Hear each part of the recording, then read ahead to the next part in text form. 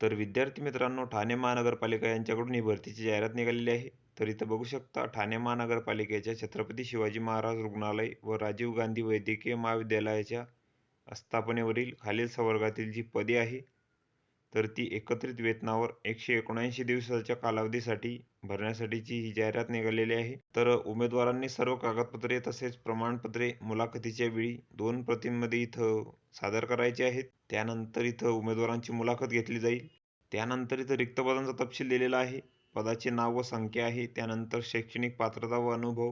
त्यानंतर इथं वेतन आहे. तर 1 नंबरचे जे पद आहे ते आहे पल्मोनरी लॅब टेक्निशियन.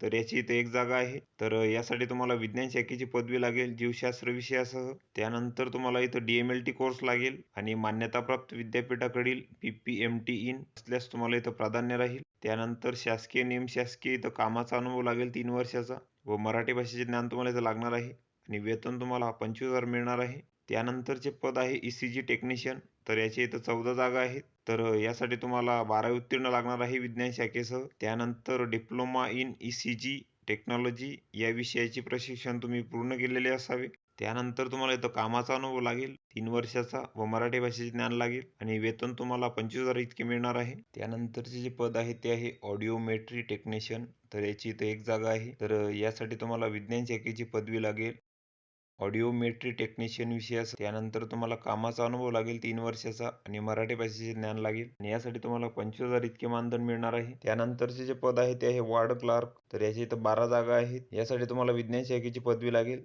तसेच तुम्हाला इथं टायपिंग लागणार आहे. मराठी 30 शब्द प्रति मिनिट आणि इंग्रजी 40 शब्द प्रति मिनिट. त्यानंतर कामाचा अनुभव लागेल 3 वर्षाचा आणि मराठी भाषेचे ज्ञान तुम्हाला इथं लागणार आहे आणि वेतन तुम्हाला इथं 25,000 मिळणार आहे. त्यानंतर 5 नंबरचे जे पद आहे ते आहे अल्ट्रासोनोग्राफी किंवा सिटी स्कॅन तंत्रज्ञ. तर याची इथं एक जागा आहे. तर यासाठी तुम्हाला विज्ञान शाखेची पदवी लागणार आहे भौतिकशास्त्र व इलेक्ट्रॉनिक्स विषयासह. त्यानंतर तुम्हाला शासनमान्य संस्थेकडील अल्ट्रासोनोग्राफी तंत्रज्ञ प्रशिक्षण पूर्ण केलेले असावे तुम्ही. त्यानंतर कामाचा अनुभव लागेल 3 वर्षाचा व मराठी भाषेचे ज्ञान लागेल आणि वेतन तुम्हाला 25,000 मिळणार आहे. त्यानंतरचे पद आहे क्ष किरण तंत्रज्ञ. तर याच्या इथं 12 जागा आहेत. यासाठी तुम्हाला रेडिओग्राफीमधील BMRT पदवी लागणार आहे. त्यानंतर कामाचा अनुभव लागेल 3 वर्षाचा व मराठी भाषेचे ज्ञान लागेल आणि वेतन तुम्हाला 25,000 मिळणार आहे. त्यानंतरचे पद आहे सहाय्यक क्ष किरण तंत्रज्ञ. तर याची इथं 5 जागा आहेत आणि यासाठी तुम्हाला रेडिओग्राफीमधील BMRT पदवी लागणार आहे. त्यानंतर कामाचा अनुभव लागेल 3 वर्षाचा व भाषेचे ज्ञान लागेल मराठी आणि यासाठी तुम्हाला 25,000 इतके वेतन मिळणार आहे. त्यानंतरचे पद आहे मशीन तंत्रज्ञ. तर याची इथं एक जागा आहे. तर यासाठी तुम्हाला औद्योगिक प्रशिक्षण संस्थेतील मशीन ऑपरेटर अभ्यासक्रम इथं पूर्ण केलेला असावा तुम्ही आणि डिप्लोमा इन मेकॅनिकल इंजिनिअरिंग असल्यास तुम्हाला इथं प्राधान्य आहे.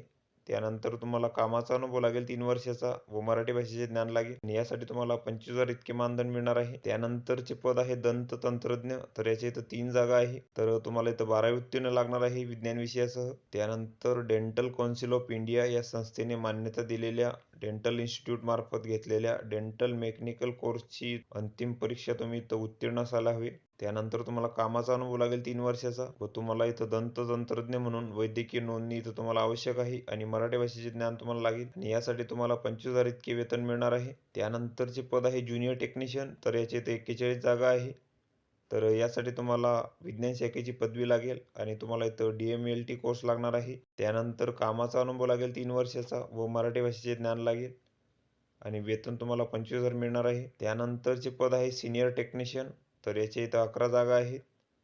यासाठी तुम्हाला विज्ञान शाखेची पदवी लागेल. त्यानंतर DMLT आणि 3 वर्षाचा अनुभव तुम्हाला लागेल व मराठी भाषेचे ज्ञान लागणार आहे.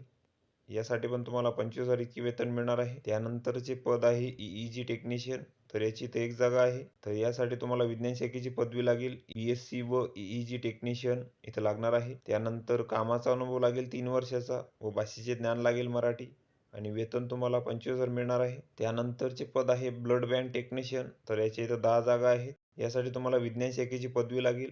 त्यानंतर DMLT कोर्स आणि मराठी भाषेचे ज्ञान तुम्हाला इथं लागेल व वेतन तुम्हाला 25,000 मिळणार आहे. त्यानंतरचे जे पद आहे ते आहे प्रोस्थेटिक व ऑर्थोटिक टेक्निशियन. तर याची इथं एक जागा आहे. यासाठी तुम्हाला विज्ञान शाखेची पदवी लागेल. त्यानंतर कामाचा अनुभव लागेल 3 वर्षाचा व मराठी भाषेचे ज्ञान लागेल आणि वेतन तुम्हाला 25,000 मिळणार आहे. त्यानंतरचे पद आहे एंडोस्कोपी टेक्निशियन. तर याची इथं 2 जागा आहे आणि यासाठी तुम्हाला एंडोस्कोपी टेक्निशियन पदवी लागणार आहे. त्यानंतर 3 वर्षाचा कामाचा अनुभव व मराठी भाषेचे ज्ञान तुम्हाला लागेल आणि वेतन तुम्हाला 25,000 मिळणार आहे. त्यानंतरचे पद आहे ऑडिओ व्हिज्युअल टेक्निशियन. तर याचे इथं 2 जागा आहेत. तर यासाठी तुम्हाला 12वी उत्तीर्ण असणे आवश्यक आहे. त्यानंतर सिने प्रोजेक्शन कोर्स तुम्हाला लागेल आणि कामाचा अनुभव लागेल 3 वर्षाचा व भाषेचे ज्ञान लागेल मराठी आणि वेतन तुम्हाला 25,000 मिळणार आहे. त्यानंतर या पदांसाठी जी वयोमर्यादा आहे तर ती खुल्या प्रवर्गासाठी 38 आहे आणि मागास प्रवर्गासाठी इथं 43 वर्षापर्यंत राहील. तर उमेदवाराने खालील तक्त्यात नमूद केलेल्या पदानुसार दर्शवलेल्या दिनांकास इथं मुलाखतीस उपस्थित राहावे लागेल. तर इथं पदाचे नाव व मुलाखतीचा दिनांक दिलेला आहे. पल्मोनरी लॅब टेक्निशियन, तसेच ऑडिओमेट्री टेक्निशियन, तसेच अल्ट्रासोनोग्राफी, सिटी स्कॅन तंत्रज्ञ, मशीन तंत्रज्ञ, EEG टेक्निशियन व प्रोस्टेटिक व ऑर्थोटिक ऑक्निशियन यांची जी मुलाखत आहे ती 15/1/2024 ला होणार आहे. त्यानंतर क्षकिरण तंत्रज्ञ, सहाय्यक क्षकिरण तंत्रज्ञ, दंत तंत्रज्ञ, त्यानंतर endoscopy technician, audio visual technician यांची मुलाखत इथं 16/1/2024 ला होणार आहे. त्यानंतर ECG टेक्निशियन, ज्युनियर टेक्निशियन यांची जी मुलाखत आहे ती 18/1/2024 ला इथं होणार आहे. त्यानंतर ward clerk, senior technician, blood bank technician यांची मुलाखत इथं 19/1/2024 ला होणार आहे. तर हा मुलाखतीचा दिनांक तुम्ही इथं बघून घ्यायचा आहे. त्यानंतर तुम्हाला तुमचे जे डॉक्युमेंट आहे ते घेऊन इथं मुलाखतीसाठी जायचं आहे. तर इथं पत्ता दिलेला आहे. कै अरविंद कृष्णाजी पेंडसे सभागृह, स्थायी समिती, सभागृह 3रा मजला, प्रशासकीय भवन, सरसेनानी जनरल अरुणकुमार वैद्य मार्ग, चंदनवाडी, 5 खाडी, ठाणे येथे. तर तुम्हाला इथं मुलाखतीसाठी जायचं आहे. या PDF ची लिंक तुम्हाला डिस्क्रिप्शनमध्ये मिळून जाईल. तुम्ही तिथून ती डाउनलोड करू शकता आणि संपूर्ण माहिती तुम्ही इथं बघू शकता. तर व्हिडिओ कसा वाटला मित्रांनो? व्हिडिओ आवडल्यास लाईक करा, शेअर करा आणि आमच्या चॅनलला सबस्क्राईब करा.